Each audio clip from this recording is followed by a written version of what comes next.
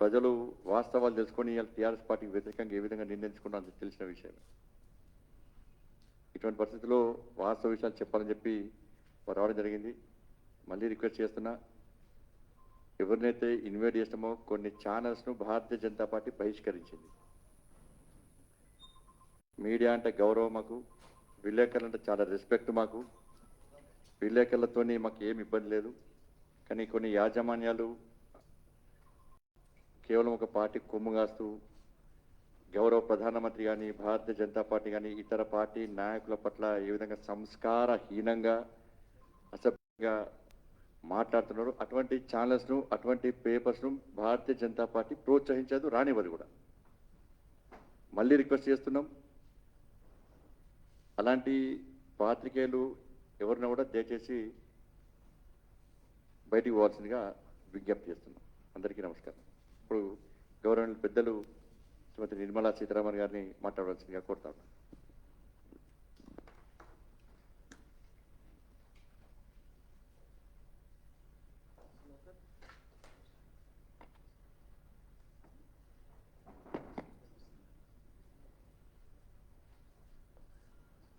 అందరికీ నమస్కారాలండి. చాలా సంవత్సరాల తర్వాత హైదరాబాద్లో ప్రెస్ మీటింగ్.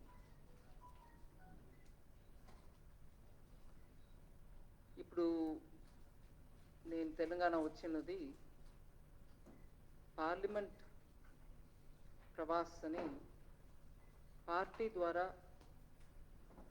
చాలా స్టేట్స్లో మినిస్టర్స్ వెళ్ళి 3 రోజులు ఏదో ఒక నియోజకవర్గంలో ఉండి ఆ 144లో అక్కడ ఉన్న కార్యకర్తలతోటి సంపర్కం చేయడం, వాళ్ళతోటి మాట్లాడటం, అలాగే వాళ్ళ కుటుంబాలతోటి వాళ్ళ ఫ్యామిలీలో వెళ్ళి వాళ్ళతో ఒక భోజనం,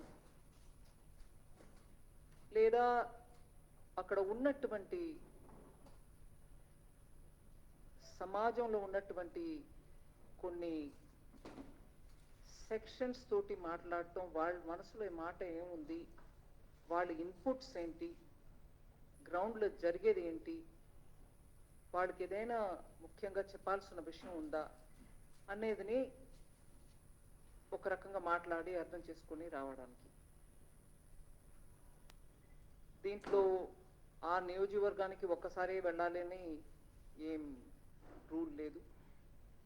నేను నా తరపు నుంచి ఇక్కడ కోఆర్డినేట్ చేసే పెద్దలు, పార్టీ ప్రెసిడెంట్ ప్రేమేందర్ రెడ్డి గారు, వీళ్ళు ఈ పర్టికులర్ ప్రోగ్రామ్కి కోఆర్డినేషన్ వాళ్ళే చేస్తున్నారు కాబట్టి వాళ్ళతో మాట్లాడి నేను ఒక్కసారి కాదండి 2-3 సారి కావాలంటే నేను రావాల్సి ఉంటుంది. ఎందుకంటే ఆ 3 రోజుల్లో నేను ఎంత న్యాయంగా అందరినీ కలవడం వీలవుతుందో నాకు తెలియదు. అందుకని కొంచెం బిట్స్లో హ్యాండిల్ చేద్దాం అని చెప్పుకొని ఈ 3 రోజుల్లో కొంతమందిని మళ్ళీ 2-3 సార్లు అందరినీ కలుద్దామనే ప్లాన్. దీని ద్వారా నిన్న మొన్న నాకు చాలా మంచి అనుభవాలు. మా కార్యకర్తలు అందరూ చాలా ఉత్సాహంగా ఉన్నారు. గ్రౌండ్లో వాడికి ఉన్న సిట్యువేషన్, అట్లాగే ప్రజల పట్టు ఉన్న సేవాభావంతో నేను ఈ ఇష్యూస్ని ఎలాగైనా తీసుకెళ్ళి రాష్ట్ర ప్రభుత్వం లేకపోతే కేంద్ర ప్రభుత్వంలో చెప్పి దీనికి సొల్యూషన్స్ తెప్పించాలి అనే ఆ కమిట్మెంట్ తోటి ఉన్నటువంటి కార్యకర్తలు నాకు చాలా ఇన్స్పిరేషన్గా ఉండింది. అది కాకుండా పర్టికులర్లీ ఇంట్లో వెళ్ళి కార్యకర్తలతోటి ఉండడం అనే ఆ కార్యక్రమంలో కూడా ఒకరోజు భోజనం ఒక ఇంట్లో, ఒకరోజు పొద్దుటే బ్రేక్ఫాస్ట్ ఇంకో ఇంట్లో అని ఇవాళ మార్నింగ్ కూడా ఒక దళిత్ బస్తీలో ఉన్నటువంటి ఎస్సీ మోర్చా ప్రెసిడెంట్ వాళ్ళ ఇంటికి వెళ్ళాం, మండల్ ప్రెసిడెంట్ వాళ్ళ ఇంటికి వెళ్ళాం. వాళ్ళ కుటుంబం అందరితో సభ్యులతోటి మాట్లాడటం జరిగింది.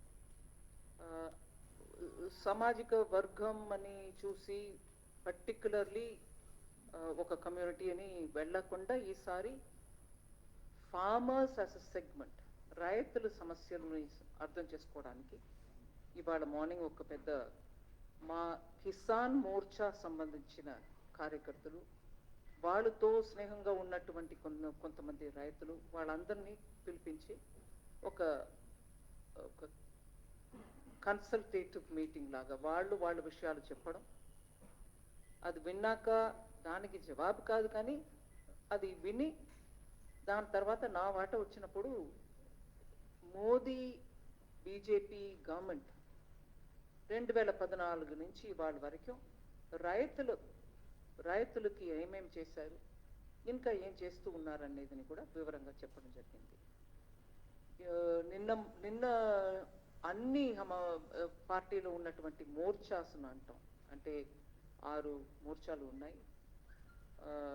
Kisan Morcha, SC Morcha, ST Morcha, minority Morcha, OBC Morcha, మహిళా మోర్చా, ఈ 6 తోటి కూడా వాళ్ళందరూ కూడా ఒకే మీటింగ్కి వచ్చారు. వాళ్ళు ప్రతి ఒక్కరు కూడా వాళ్ళ మోర్చా సంబంధించిన ఇష్యూస్ చెప్పారు, అవి మాట్లాడుకున్నాం. సో ఈ పట్టు ఎసెన్షియలీ పార్టీ కార్యకర్తలు, పార్టీ కుటుంబాలు ప్లస్ పార్టీ సంబంధించిన మోర్చాల నుంచి వచ్చే రిప్రజెంటేటివ్స్ వాళ్ళందరితోటి సంపర్కం చేయడమే మెయిన్ ఈ పట్టు విషయం.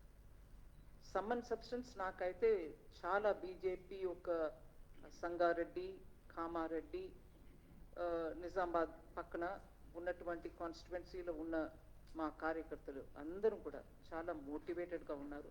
It was very very inspirational for me. As opening statement ఇంతే నేను చెప్పదలుచుకున్నాను. కోర్స్ ప్రేమేందర్ రెడ్డి గారు అడిగేటప్పుడు అడిగే ముందు మీ పేపర్ ఛానల్ పేరు ఇవ్వండి. ప్రగతి భవన్ నుంచి పేపర్ లీక్ అయింది. ఇంత స్థాయికి ఒక నిర్మలా సీతారామన్ గారు తెలంగాణకు వస్తుండే ఇంత భయపడు ఎందుకో నాకు అర్థం కాలేదు. టీఆర్ఎస్ పార్టీకి ముఖ్యమంత్రికి క్వశ్చన్స్ రాసి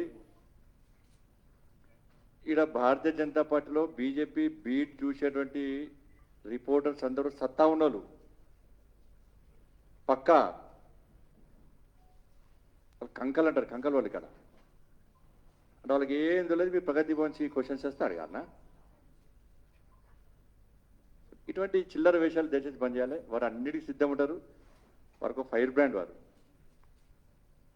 కానీ మీడియా దయచేసి మీ ఛానల్ పేరు కానీ పేపర్ పేరు చెప్పినాక వారికి వచ్చాను సార్. కొన్ని ఛానల్స్ చెప్పాల్సిన అవసరం లేదు, బహిష్కరించాం కాబట్టి గౌరవప్రదంగా.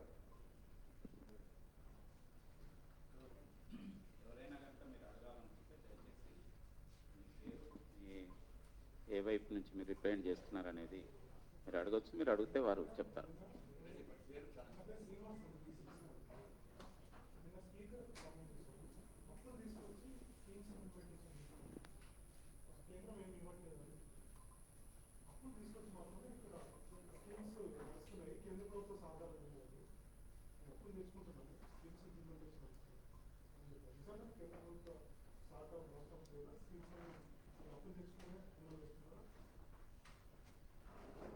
ప్రతి స్కీమ్కి కేంద్ర ప్రభుత్వం ఒక వాట ఉంటుందండి, స్టేట్ ప్రభుత్వం ఒక వాట ఉంటుంది.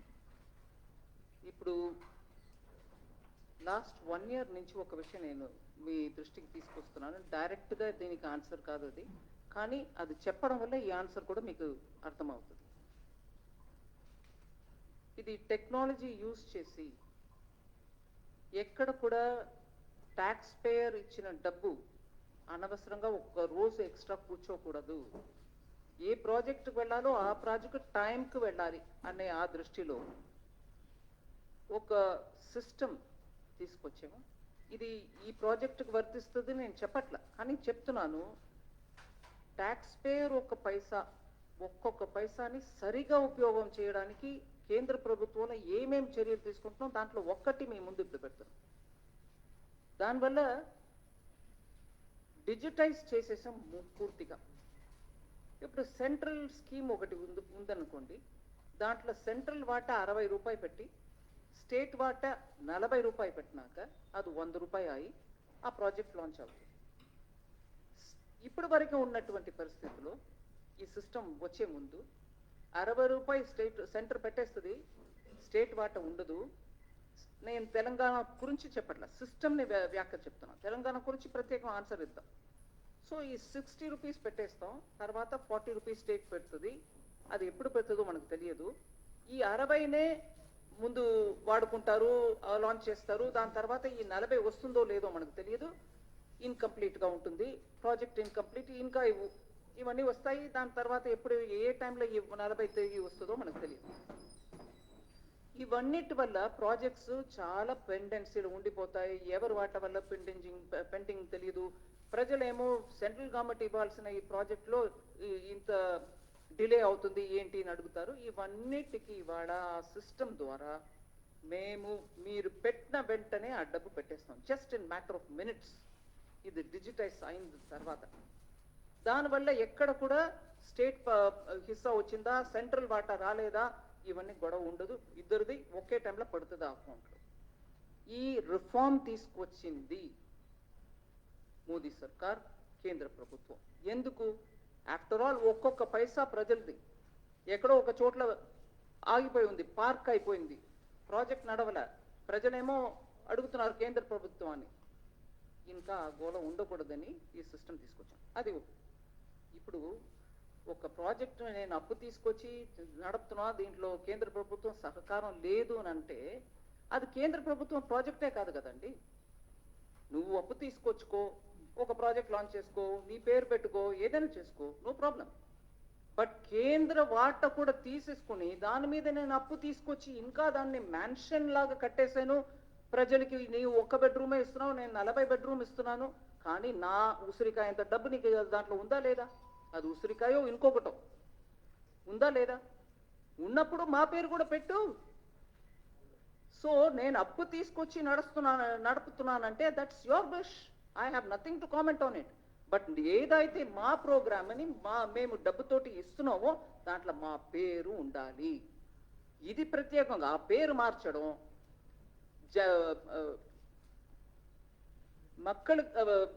జనతాకి, ప్రజలకి ఇది మా ప్రోగ్రామ్, అది కేంద్ర ప్రభుత్వం ప్రోగ్రామ్ కాదు అని చెప్పడం ఇవన్నీ అనవసరం.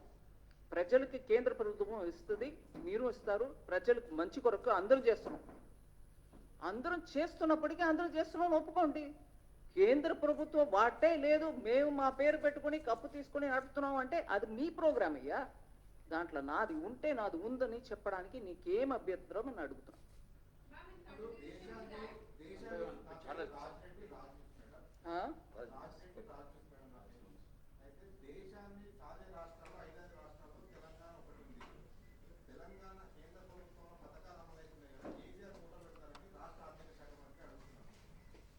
నాకు అర్థం అవ్వలేదండి.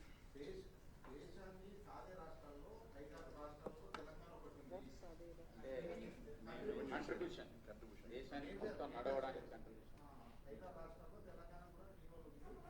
తెలంగాణ ఇచ్చే డబ్బుల ద్వారా వేరే రాష్ట్రాలకు కూడా పోతున్నాయి. కేంద్రంలో కూడా కేసీఆర్ ఫోటో పెడతారని ఇక్కడ రాష్ట్రానికి సంబంధించిన ఆర్థిక మంత్రి ప్రశ్నిస్తున్నారు.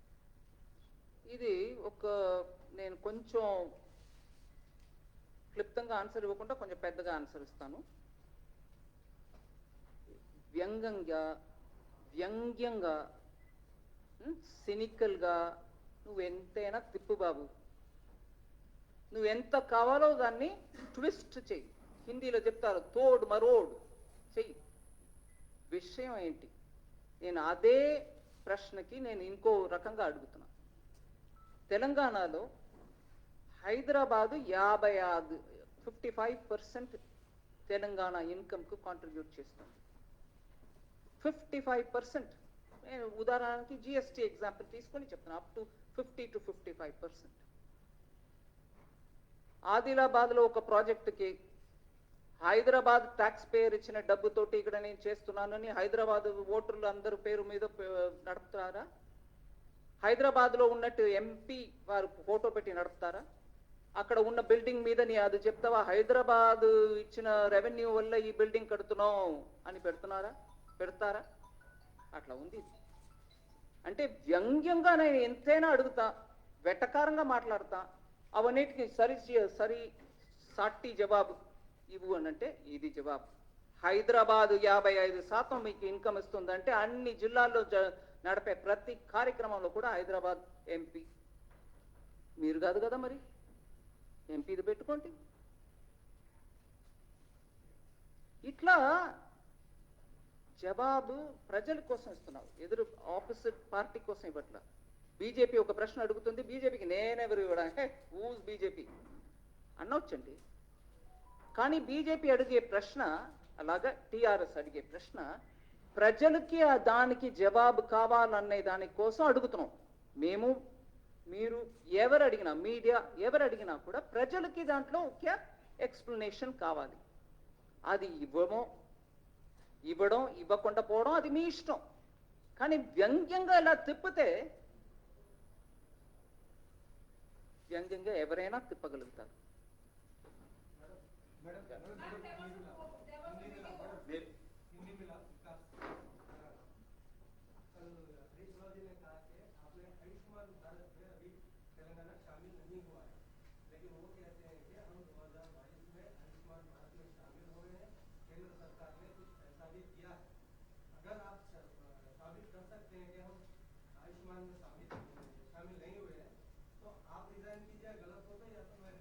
यही भाषावली ऐसे ही होता है, मगर मेरा उस दिन का प्रेस कॉन्फ्रेंस का रिकॉर्डिंग देख लीजिए.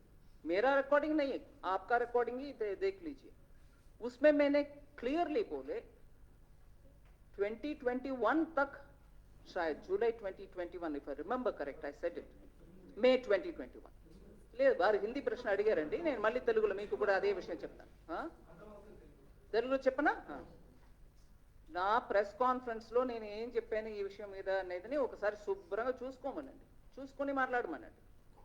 దాని తర్వాత ఇంతో అవ్వలు అంత టెన్షన్ పెట్టుకుని నేను రిసైజ్ చేయి, నేను రెసిగ్నేషన్ చూసుకుందామండి. ప్రజలు ఎవరిని తీయాలి, ఎవరిని పెట్టాలనేది ప్రజలు చూసుకుంటున్నారు. ప్రతి మాటకి రోజు పొద్దుటే లేచి రోజు సాయంకాలం ఒక ప్రెస్ కాన్ఫరెన్స్ పెట్టుకుని పల్నా నువ్వు రిసైన్ చెయ్యి, నీ అన్ని ఏకవచనం. రిసిగ్నేషన్ తర్వాత ముందు నేను ఇచ్చినదని చూడమనండి. నేను దాంట్లో చెప్పింది కూడా ఇదే. 2021 వరకు చాలా వరకు ప్రోగ్రామ్స్లో పార్టిసిపేటే చెయ్యం, నో వే అన్న వాళ్ళు అప్పుడు ఎందుకో మనసు మార్చుకొని వచ్చి చేరారు అనే లైన్ కూడా నేను చెప్పాను అక్కడ. కానీ ఆ 2021లో జ్ఞానం ఎందుకంటే వచ్చింది? అప్పటి వరకు ఏం చేశారు? ప్రజల్ని మబ్బు పెట్టడానిక? సో పూర్తిగా విని మాట్లాడితే అందంగా ఉంటుంది, పర్టికులర్లీ మినిస్టర్స్, ఒక పొజిషన్లో ఉన్నవాళ్ళు. ఊరికి ఏదో విన్నాను దాన్ని పెట్టుకుని రెస్పాండ్ చేశాను, ఆ పద్ధతి వద్దండి. ప్రజల కోసం మనం కొంచెం డీటెయిల్డ్గా, మ్యాటర్ ఆఫ్ ఫ్యాక్ట్గా చెప్పడం అవసరం.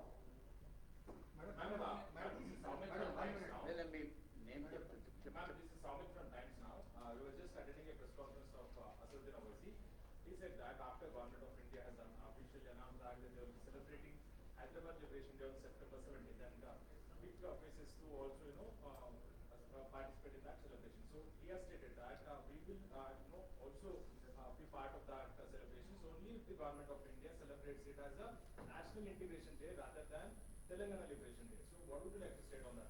I won't comment on it because the state party has spoken extensively on it. They have said what they wanted to say.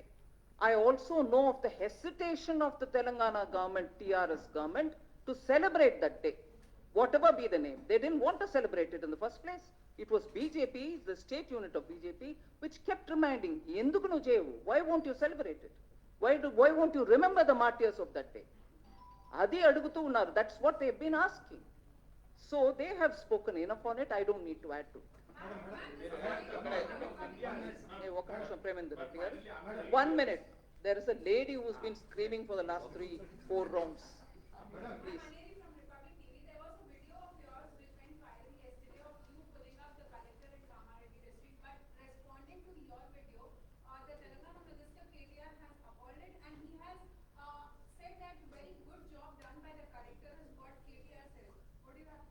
I am not here to judge whether the collector has done a good job or a bad job. And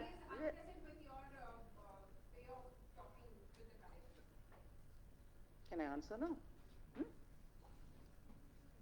I am not here to judge about the conduct of the collector. But as a people's representative, I have every business to ask a question. And when I ask a question, please point out to me, through that entire conversation before that PDS ration shop, if there was anything objectionable, unparliamentary, discourteous language that I've used. So as a people's representative, if I ask a question to an administrator, and if he is unable to give me an answer, I even went to the extent of saying, oh, you don't have an answer now? Maybe after half an hour you can give me? I said that also. Now if after that, somebody, whoever be it, minister, MP, MLA, whoever be it, media, if you think that wasn't right, you have every right to your opinion. But I think, as a people's representative, I have every business to ask and seek an answer. If my language was objectionable, you have every business to comment. But I think I have not crossed any limits of parliamentary language, discourteous language, none of that. So where is the objection? Madam, the 15th Finance Commission has, I'm Rahul from the Hindu. The 15th Finance Commission has clearly recommended to the Government of India to revisit the FRGM Act. After all, the Act is 20 years old. The 15th Finance Commission Has recommended to Government of India to revisit the FRGM Act. It's almost 20 years old now. I'm asking this question in the background of the frequent poses of our Chief Minister that the limit of FRGM has not been raised for the government, state government, to raise additional loans. What is your stand on that? 15th Finance Commission recommends.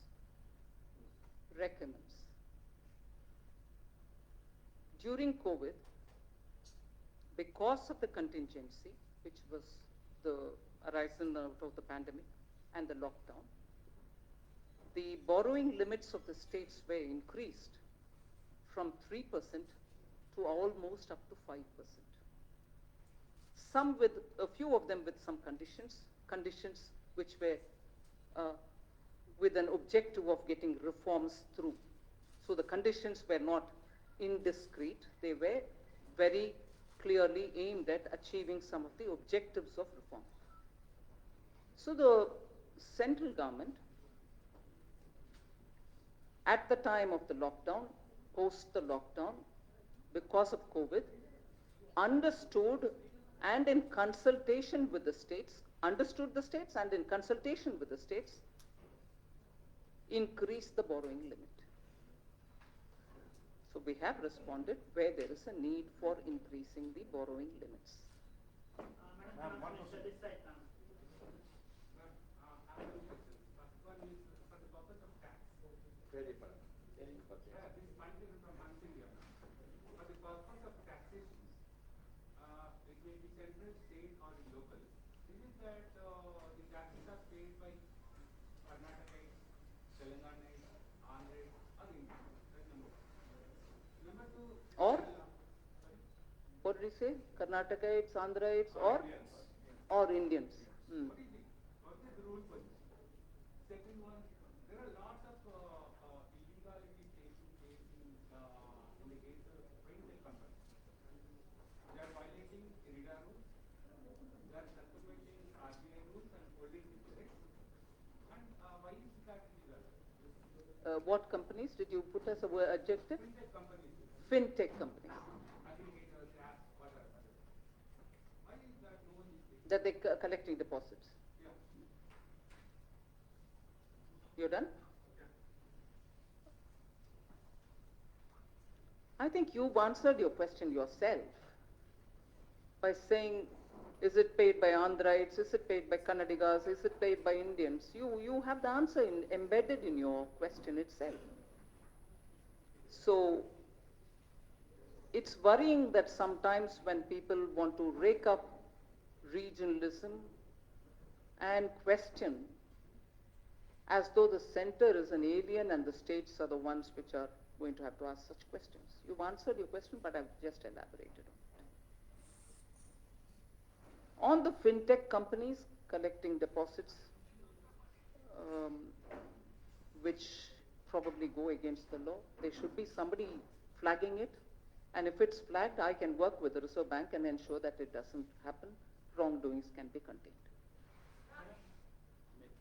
So Africa from CNN News 18, Mr. KTR earlier today had tweeted saying for every rupee that Telangana contributes to the central government, they receive only 46 paise. How I think I've answered that several times and I repeat it.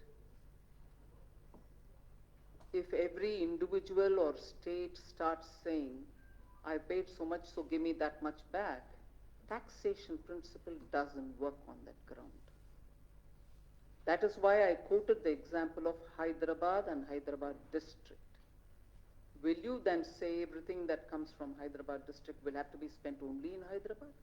Will you not use it to other parts of the state? This is a very regressive way of handling issues between center and state. This is a very regressive way. Then many other states equally, which are better probably in terms of the quantum of revenue that they contribute to the central kitty, who can ask no. It doesn't work that way. And he knows it, I'm sure everybody knows it. It's good for rhetoric, it's good for media, it's good because it keeps the temperature hot and higher, but it is not, I think it's disingenuous, if anything.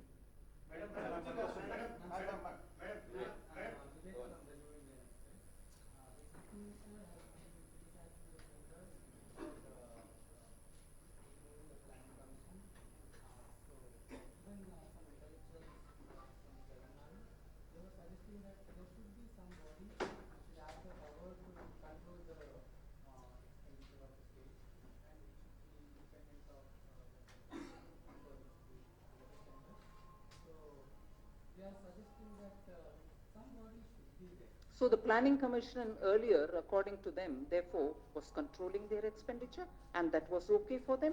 But whereas under the Constitution, there is an act which tells the Government of India Expenditure Department should have an oversight over the state's expenditure, that's objectionable. So what is provided by Constitution is objectionable, whereas what the Planning Commission, which at that time was not even constitutionally provided, it wasn't even statutorily provided, that is acceptable. So please, let's do some homework on it.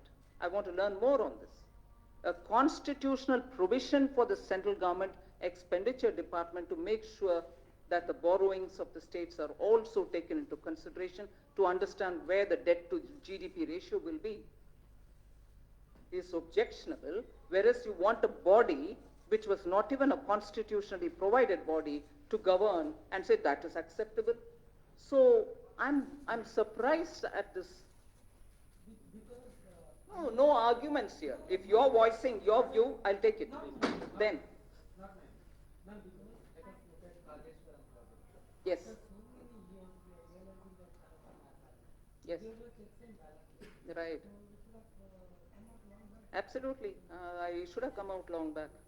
40,000 becoming 1,40,000. I'm sure it should have come out long time back. I agree.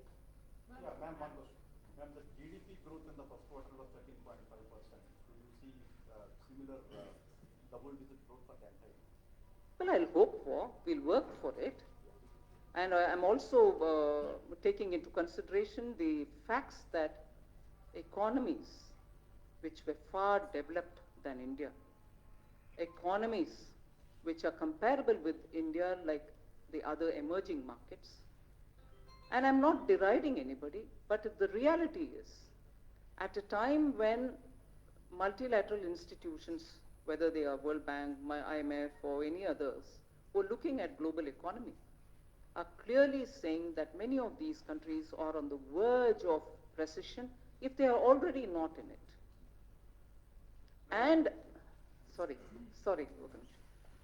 and there are economies which are at a high risk of recession.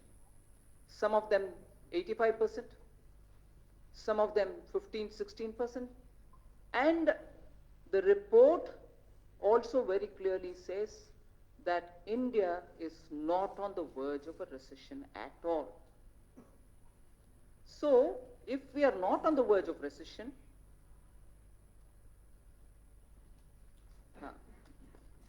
I'll just read out the numbers so that you'll know what I'm talking about. This is a Bloomberg report. It says, I'm starting from the highest, not by the size of the economy. Sri Lanka has 85% probability for getting into recession. New Zealand 33%, South Korea 25%, Japan 25, China 20, Hong Kong 20, Australia 20, Taiwan 20, Pakistan 20, Malaysia 13, Vietnam 10, Thailand 10, Philippines 8, Indonesia 3, India 0. Bloomberg report.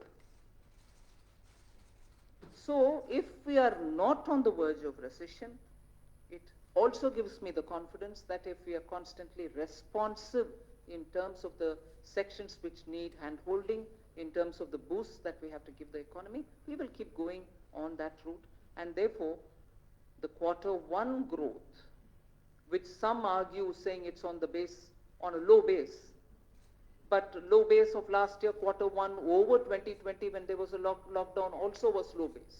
So it's all right, whatever be it. Compared to the economies that we are talking about, we are still on a very sound wicket. We are literally the fastest growing economy. The number, whether it is 7.8, 7.5, 7.4, all that is later when it comes. But we will be continuing to go in that strength. I think the people of India have really understood that they are coming out and spurring the economy, and I'm really grateful that they're coming out of the COVID distress.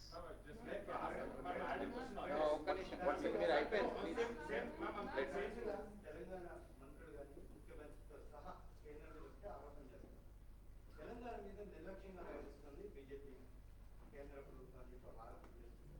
విభజన చట్టంలో పొందుపరిచిన హామీలను అమలు చేయడం దగ్గర నుండి రాష్ట్రానికి కావాల్సిన ట్యాక్సుల వరకు విషయంలో కూడా ఒక రకమైన నిర్లక్ష్యంగా ఉంటుంది వీళ్ళ దీంట్లో వాస్తవం ఉందా? 1% కూడా వాస్తవం లేదు. నేను ఖచ్చితంగా చెప్తాను. ఈ అబ్స్ట్రాక్ట్గా నిర్లక్ష్యంగా ఉన్నారు, మాకు ఏం చేయట్లేదు, మాకు ట్యాక్స్ ఇవ్వట్లేదు. ఇప్పుడు ట్యాక్స్ గురించి వారు అడిగిన దానికి నేను చెప్పాను. ఫార్ములా ఫినాన్స్ కమిషన్ ఇస్తుంది. ఎవ్రీ మంత్ ట్యాక్స్ డెవల్యూషన్ ఆ ఫినాన్స్ కమిషన్ ఇచ్చిన అదే ఫార్ములా మేరకి మేము ఇస్తూ పోవాలి. అది ఇవాళ వరకు అప్ టు డేట్గా ఉన్నాం. అది మాత్రం కాదు, కొన్ని నెల నేను అడ్వాన్స్గా రాబోయిన మంత్లో ఇవ్వాల్సినది కూడా ముందే ఇచ్చేసి, సో దట్ వాళ్ళకి చేతులు ఉండాలి, ఖర్చు పెట్టేవాళ్ళు వాళ్ళు స్టేట్స్ అని చెప్పుకొని టైంకి ఇవ్వడం మాత్రం కాదు, ముందే ఇవ్వడం కూడా జరిగింది. నాలుగు సారి మొత్తం అట్లా చేసాం బిట్వీన్ 2020 అండ్ బిట్వీన్ 2021 అండ్ ఇప్పుడు. సో ట్యాక్స్ ఏ రేట్లు వేస్తున్నాం అనేది ఫిక్స్ చేసేది మేము కాదండి, it is central finance commission. ఒకటి. రెండు, ఈ స్టేట్కి నాకు ఇష్టంగా ఉంది, వీడికి ఎక్కువ ఇవ్వాలి, వీడికి తక్కువ ఇవ్వాలి అని చేయడానికి నాకు అక్కడ ఏ మాత్రం స్పేస్ లేదు, చెయ్యలేను. సిస్టంలో బిల్డ్ అయిపోయి ఉంటుంది, అందువల్ల అది కుదరదు. రెండవది. మూడవదండి, ట్యాక్స్ సెంట్రల్ గవర్నమెంట్ కలెక్ట్ చేసి, ఇది పార్లమెంట్లో కూడా మాటమాటకి వస్తుంది. మీరు ట్యాక్స్ డివాల్వ్ చేసేది ఒకటి, అది కాకుండా నాన్ డివాల్వ్డ్ అదే సెస్ని కలెక్ట్ చేస్తున్నారు, అది డివల్యూషన్లో రాదు, అవన్నీ మీరే తీసుకుంటున్నారు కదా అని మళ్ళీ తెలంగాణ నుంచి కూడా ఆ మాట వస్తుంది. నేను పార్లమెంట్లో కూడా దీనికి జవాబు చెప్పాను. ఆ కలెక్ట్ చేసే సెస్, ఊరికే చెప్తున్న ఉదాహరణకి ఎడ్యుకేషన్ సెస్, హెల్త్ సెస్, ఇలా బిల్డింగ్కి రోడ్స్ ఇన్ఫ్రాస్ట్రక్చర్ సెస్ కలెక్ట్ చేసేది అన్నీ కూడా స్టేట్స్కే పోతాయి. కలెక్ట్ చేసే అమౌంట్ అన్నీ కూడా మీ రోడ్ ప్రాజెక్టుకి, మీ స్కూల్స్కి, మీ హాస్పిటల్స్కి, మళ్ళీ సెంట్రల్ గవర్నమెంట్ కానీ ఒక్క క్షేత్రం అని ఏం లేదండి. కలెక్ట్ చేసే డబ్బు అంతా కూడా ఏ కారణానికి కలెక్ట్ చేస్తున్నామో ఆ కారణానికి ఖర్చు పెట్టాల్సిందే. నేను పార్లమెంట్లో డేటా ఇచ్చాను, ప్రతి సెస్కి కలెక్టెడ్ అమౌంట్ ఎంత, ఇప్పుడు వరకు ఎంత ఖర్చు పెట్టామని. 2/3 సెస్లో కలెక్టెడ్ అమౌంట్ కంటే ఎక్కువ ఖర్చు పెట్టాం. అందువల్ల ఏ రకంగా కూడా ఈ ఆరోపణలో ఒక్క మాట కూడా నిజం లేదు. Last question. Last question. Says the per capita debt is 89,000 for Telangana and that for the country is 1.25 lakh. Based on what you said the other day. So would you like to clarify on that? And to that, they say the debts are in the FRBM limits and there are not many loans. Oh, I'm very glad you asked this question. I'm actually very glad that you asked me this question. It's one thing to have your debt very much under the FRBM limits. Good, and that's how it should be. There are out of the budget borrowings, which you also do, and these are when your public sector undertakings under the state government or any other such, who have revenue source of their own and whose board takes a call and then you go and borrow. And then that board, that company can repay it. But what is shown in the budget, which the central government also under the FRBM asks, saying how much is it? Is it 4%? Is it beyond 4? Is it 5? And during COVID period, it didn't have to go beyond 5 and so on. If you borrow under the FRBM, but probably borrow as much or more outside of that, which doesn't come into the budget. It's outside of the budget. Now, both put together, you may say, why should you put together? They have taken care of by borrowing because they have a provision to borrow. They also are seeking permission and then borrowing. But many of that is beyond their capacity and it doesn't even come into your budget. You're not telling the people of Telangana or the elected representatives about that burden also getting added on here. So, in a way, we are all spending time talking about things, saying, no, it is blue, dark blue, but not light blue, but that it is blue is the discussion. And that, in a way, by getting further, deeper in this conversation, Telangana is probably accepting that they are actually beyond the limit. So it is this, but it is not that. Arey Baba, both put together, it is that. Na. Will you put together? You shouldn't put together will be the next answer. I can tell you by before the time I leave from the city, there will be one more response. There will be one more response to say, no, what is she saying? You can't add these two. I am not saying add these two, but eventually the state is getting burdened by out of the state budget borrowing as much as this. This at least is in the knowledge of the assembly, that is not. Chepta. For the out of the budget borrowings, you are already adding for the previous years. It should be retrospective instead. I'm not getting into that debate, ma'am. We can have it separately. I'm not refusing to get. ఒక్క నిమిషం అండి జవాబు చెప్తున్నప్పుడు నాకు అంత intelligence లేదు మీ లాగా అష్టావధానం చేయడానికి కొంచెం మెల్లగా వెళ్తాను. So it's all right. We can always get into the details of this is not it, that's not it. Is she talking like this? Overall, and I quoted the former finance minister of Telangana when I said, every child born in the state has now got 1.25 lakh on their head. What was the response to it? No, it's not 1.25, it is probably 110. You are admitting that you're burdening the future generation.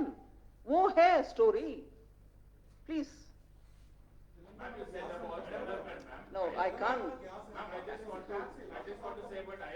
No, you had your turn. Please hold on. That one, ఇప్పుడు వరకు ప్రశ్న అడగలేని వాళ్ళు అడగండి మళ్ళీ అదే.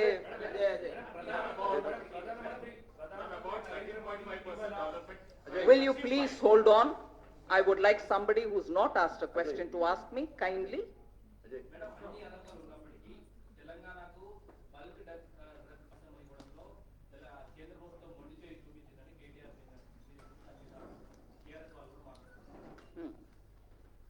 ఎలా మొండి చేయి చూపింది?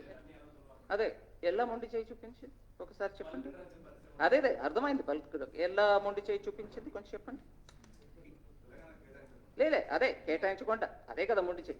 ఏంటి మొండి చేయి ఎలాగా? No, wait a minute, ma'am. Let's not mutually help each other.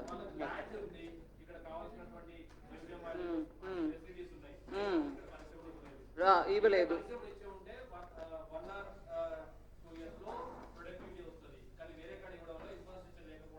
వేరే కాడ ఇవ్వడం వల్ల అనే మాట కరెక్ట్ కాదండి. అందరికి ఇస్తాం, అందరూ ఎవరికి వాళ్ళు ఇస్తాం. మీరు మీ టైంలో అది ఆ పర్టికులర్ ప్రాజెక్టు ఈ పర్టికులర్ ప్రాజెక్ట్ అంటే నేను కొంచెం వివరం తెప్పించుకొని మాట్లాడతాం మీతో. బట్ ఒకటి ఈ కాళేశ్వరం గురించి చెప్పారు చూడండి, దానికి కావాలంటే ఇంకొకటి విషయం తీసుకోండి. ఒక ప్రాపర్ డిపిఆర్ అంటే ఏంటి? Draft project report. Detailed project report which comes draft వెర్షన్లో అది అప్రూవ్ అయినాక అది వెళ్ళి ఫైనలైజ్ అవుతుంది. అది వాజ్ నాట్ ఈవెన్ ప్రిపేర్డ్. నేను ఆల్రెడీ 40 to 1,40,000 చెప్పాను. Cost of running of the water pumps చాలా ఎక్కువ. ఇది సస్టైనబుల్ కాస్ట్ కూడా కాదు, ఫీజిబుల్ కూడా కాదు. ఒక ఆర్టీఐ, నేను చెప్పట్లా, ఆర్టీఐ ద్వారా తెలంగాణ గవర్నమెంట్ నుంచే వచ్చిన రిప్లై, దానికి అప్పు తీసుకోవడం గురించి చెప్పే, మేము అప్పు తీసుకుని నడుతున్నాం కదండి, మీకు ఎందుకు అభ్యంతరం అన్నారు కదా, చెప్తున్నా. అప్పు తీసుకోవడం దానివల్ల what is the burden on every citizen of Telangana చెప్తున్నా. ఆర్టీఐ ద్వారా వచ్చిన రిప్లై, అప్పు కాళేశ్వరం కోసం 8.25% నుంచి 10.9% వరకు వడ్డీ తీసుకుంటున్నారు. సస్టైనబుల్ అది? ఇవన్నీ ఆలోచించండి. ఊరికే మేము ఏం మాట్లాడలేదు. ఇక్కడ ఉన్న సమస్యల్ని ప్రజలకి ఖచ్చితంగా తీసి చెప్పాల్సిన బాధ్యత మా అందరికీ ఉంది. నేను అక్కడ ఏదో పెద్దగా ఫసల్ బీమా యోజన గురించి మాట్లాడేశాను అని చాలా బాధపడ్డారు. మేము పలానా తారీఖు జాయిన్ చేసాము, అవన్నీ కరెక్టు. మీరు మీడియాలో ఉన్నారు. ఇవాళ సుప్రీంకోర్టు నుంచి ఏం వచ్చిందండి? ఇవాళ సుప్రీంకోర్టు నుంచి ఏం వచ్చిందండి? కోర్టులో వెళ్ళి నువ్వు నిలబడి చెప్పినప్పుడు కోర్టు ఏమి అడిగింది? హైకోర్టులో ఒక ఆర్డర్ ఇచ్చారు, ఇవ్వు, రిలీఫ్ ఇవ్వు. 2020 అక్టోబర్లో వచ్చినటువంటి వరదల్లో కొట్టుకుని పోయి చాలా రైతులు ఇబ్బంది పడుతున్నారు అని హైకోర్టులో ఆ వరదలను అఫెక్ట్ చేసిన రైతులు అందరికీ రిలీఫ్ ఇవ్వండి అన్నారు. అది తర్వాత సుప్రీంకోర్టుకు తీసుకెళ్ళి, ఆ సుప్రీంకోర్టుకు తీసుకెళ్ళి తెలంగాణ గవర్నమెంట్ తీసుకెళ్ళింది ఎస్ఎల్పి పెట్టి. అక్కడ ఇంకా ఫైనల్ వర్డిక్ట్ రాలే, నా వచ్చేసింది నేను చెప్పాలా. కానీ వాళ్ళు ఏమో అడుగుతున్నారు, మీరు ఈ మధ్యలో హైకోర్టులో ఇట్లా జడ్జిమెంట్ వచ్చినాక మా దగ్గర ఇప్పుడు ఎస్ఎల్పి తీసుకొచ్చే టైంలో ఏదైనా రిలీఫ్ ఇచ్చారా అన్నారు. అక్కడ మన తెలంగాణ తరపున ఉన్నటువంటి అడ్వకేట్ ఏం చెప్పలే. కానీ నేను మీకు ఆ విషయంలో ఒక మాట చెప్పదలుచుకున్నాను. SDRF disaster relief fund, national disaster relief fund, ఇవన్నిట్లో SDRF కూడా డబ్బు వస్తుంది, దాన్ని పెట్టుకొని మీరు రిలీఫ్ ఇస్తారు. ఈ వరదల విషయంలో అక్టోబర్ 2020కి వచ్చిన వరదల విషయంలో SDRF ద్వారా కేంద్ర ప్రభుత్వం ద్వారా సెంటర్ శాంక్షన్ చేసిన అమౌంట్ 188 కోట్లు, 188 crores, 188 crores.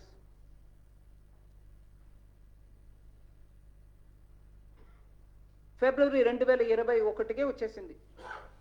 15 లక్ష ఎకరం దీంట్లో ఎఫెక్ట్ అయి ఉందండి. సో కేంద్ర ప్రభుత్వం ఇచ్చేసింది. కానీ ఈ స్పెషల్ పిటిషన్ సుప్రీంకోర్టులో ఉన్న ఇప్పుడు ఈ విషయంలో ఆ డబ్బు వచ్చింది, మేము కేటాయించేసామని చెప్పాల్సింది కదా. కోర్టు అడుగుతున్నారు, మేము అడుగులా. మేము ఇవ్వాల్సిన 188 crores ఇచ్చేసామండి SDR. ఆ అక్టోబర్ 2020 వరదలకి ఇవ్వాల్సింది ఇచ్చారా లేదా నాకు తెలియదు, కోర్టులో ఉంది మాట. కానీ ఇవాళ మీడియాలో వచ్చింది కాబట్టి నేను కోర్టు చేస్తున్నా, నేనేం కొత్తగా తీసుకురాలా. అక్కడ క్లియర్గా ఆ రిపోర్ట్లోనే అంటున్నారు, 2020 వరదలకి SDRF ద్వారా కేంద్ర ప్రభుత్వం 188 కోట్లు. I'll read that sentence if you want.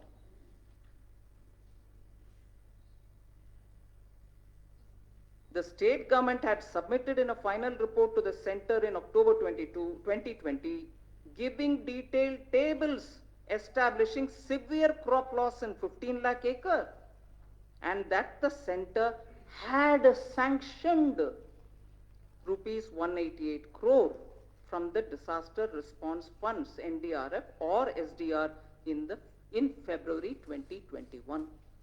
So తెలంగాణకు నిష్ఠూరం, డబ్బు ఇవ్వట్లే, మీరు ఎవరో అడిగారు అక్కడి నుంచి. ఇవాళ వచ్చిన మాట నేను చెప్తున్నానండి. ప్రతి ఒక్కట్లో ఇదే, ఇస్తూ పోతున్నాం. కానీ నిష్ఠూరం, అది ఇది రోజు జవాబు చెప్పడానికి వీళ్ళకి సరిపోవాలి, మాకు సరిపోవాలి అనే లెక్కలు చెప్తున్నారు. మేము అలసట ఉండదు మాకు, ఖచ్చితంగా జవాబు చెప్తూ ఉంటాం. కానీ దాన్ని ఇటు అటు తిప్పేసి ప్రజల్ని మబ్బు పెట్టడానికి చూస్తే గ్రౌండ్లో వెళ్ళి ప్రజలకు చెప్తామండి. దానికి తయారుగా ఉండాలి. Thank you. చైతన్య ఇటీవల ప్రధానమంత్రి నరేంద్ర Last. మోడీ అనేక సందర్భాల్లో ఉచిత పథకాల గురించి మాట్లాడుతున్నారు. ఇటీవల వచ్చిన ఆర్బీఐ రిపోర్ట్ లో కూడా తెలంగాణ ఫ్రీ స్కీమ్స్ లో టాప్ లో ఉంది. ఇక్కడ రాష్ట్ర మంత్రులు కావచ్చు, ముఖ్యమంత్రి కావచ్చు, అనేక సందర్భాల్లో అన్నారు బీజేపీ ఉచితాలకు వ్యతిరేకం, మేము ఇస్తూనే ఉంటామని చెప్తున్నారు. దానికి మీరు వ్యతిరేకమా అని కూడా ప్రశ్నిస్తున్నారు. ఇస్తూ ఉంటాం అంటే నేను దాని గురించి మాట్లాడటానికి ఏం లేదు. కానీ దీంట్లో ఈ చర్చలు మన అందరం భాగస్వామ్యం తీసుకోవాలి. We should become a party to this discussion. అదే నేను చెప్పేది. ఎందుకంటే ఉచితంగా ఇస్తున్నాం అని అంటే ఆ ఉచితానికి అర్థం ఏంటి? ఎక్కడో ఎవరో ఇస్తున్నారు. వాగ్దానం ఇచ్చి ఉచితంగా ఇస్తున్నాం అని అంటే నువ్వు పవర్కు వచ్చినాక దానికి కావాల్సిన ప్రొవిజన్ నీ స్టేట్ చేయగలుగుతుందా? నీ దగ్గర అంత సొమ్ము ఉందా, అంత ట్యాక్స్ రెవెన్యూ ఉందా అని అసెస్ చేసుకొని దానికి కావాల్సిన ప్రొవిజన్ని బడ్జెట్లో చూపించండి. నేను ఉచితంగా 15 లక్షల రైతులకి లోన్ వేవర్ 1 లక్షం తలుచుకున్నా, దానికి ఇంత అమౌంట్, ఆ అమౌంట్ నేను బడ్జెట్లో పెట్టాను. మా స్టేట్లో అంత సొమ్ము ఉంది, నేను పెడతాను అని పెట్టి చూపించండి. నేను ఉచితంగా ఇస్తానని చెప్పి వాగ్దానం, ఓటు, తర్వాత పవర్ రావడం, దాని తర్వాత ఎవరో డిస్కామ్, జెన్కో వాళ్ళు కట్టేస్తారా అంటే డిస్కామ్, జెన్కో ప్రజల దగ్గర వెళ్ళి నాకు ఓటు ఇవ్వని అడగలా, నువ్వు అడిగావు. దానికి ప్రొవిజన్ చేసే ఆ రెస్పాన్సిబిలిటీ కూడా మన దగ్గర ఉండాలి. అంత రెవెన్యూ స్టేట్లో ఉందని ముందు చూసుకో. లేదు అప్పు తీసుకునే ఇస్తాం అని అంటే అప్పుకు తగినట్టు రెవెన్యూ వస్తుందా అని మీరు ప్లాన్ పెట్టండి. అప్పు తీసుకుంటాం అంతే, తర్వాత వచ్చేవాళ్ళు చూసుకుంటారు అనే రకంగా చేస్తే అది రెస్పాన్సిబుల్ గవర్నమెంట్ కాదు. ఇవన్నీ ఇది ఒకటే కాదు, ఇట్లా ఇంకా చాలా ఆర్గ్యుమెంట్స్ ఉంటాయి. అవన్నీ కూడా రావాలి. మీడియా, మనం అందరం కూడా దాంట్లో పాల్గొవాలి. Thank you very much.